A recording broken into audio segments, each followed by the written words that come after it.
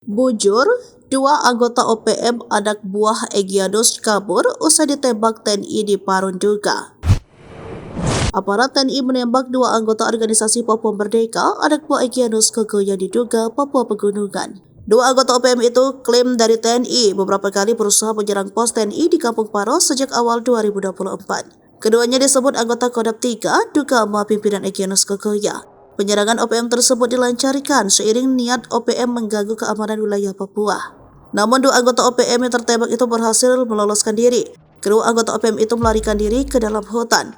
Korps HBMA dalam menindak OPM di Paro, dua orang anggota OPM tertembak namun berhasil melarikan diri, kata Letkol Arhan Yogi Nugroho dalam keterangannya Jumat 11 April.